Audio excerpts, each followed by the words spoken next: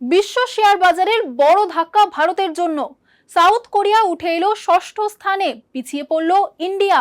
Samsung ইলেকট্রনিক্সের মতো সংস্থার উত্থানে এই পরিবর্তন।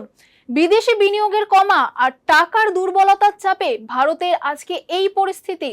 তাহলে সামনে কি পথ আসছে দেখব বিস্তারিত রিপোর্টে।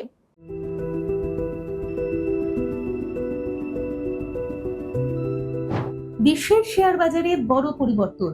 সাউথ কোরিয়া এবার ইন্ডিয়াকে পিছনে ফেলে বিশ্বের ষষ্ঠ বৃহত্তম শেয়ার বাজারের জায়গা দখল করেছে। এর ফলে আন্তর্জাতিক বাজারে ভারতের অবস্থান আরো এক ধাপ নেমে গেল।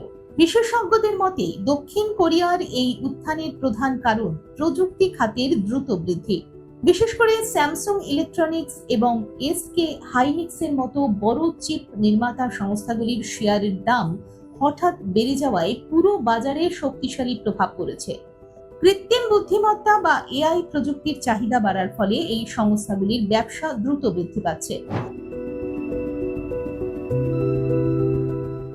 অন্যদিকে ভারতের শেয়ার বাজারে কিছুটা চাপ তৈরি হয়েছে।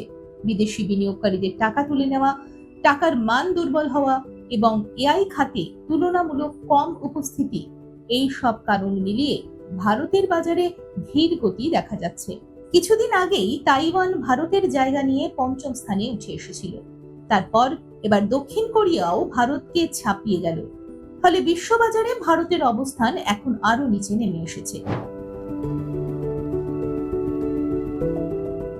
বিশেষজ্ঞরা বলছেন, ভারতের অর্থনীতি এখনো শক্তিশালী এবং দীর্ঘমেয়াদে উন্নতির সম্ভাবনা রয়েছে। তবে নতুন প্রযুক্তি, বিশেষ করে এআই ও সেমিকন্ডাক্টর ক্ষেত্রে আরো বিনিয়োগ বাড়ানো জরুরি। এই পরিবর্তন শুধু শেয়ার বাজারের র্যাঙ্কিং নয়, বরং ভবিষ্যতের অর্থনৈতিক প্রতিযোগিতার দিকও দেখাচ্ছে। এখন দেখার ভারত কিভাবে এই চ্যালেঞ্জ মোকাবিলা করে আবার নিজের অবস্থান শক্ত করে। দেখুন এই সময়ের তথ্য ও চিত্র প্রতিদিন রাত ৯টায় ও সকাল ৮টায় শুধুমাত্র চ্যানেল ওয়ানে।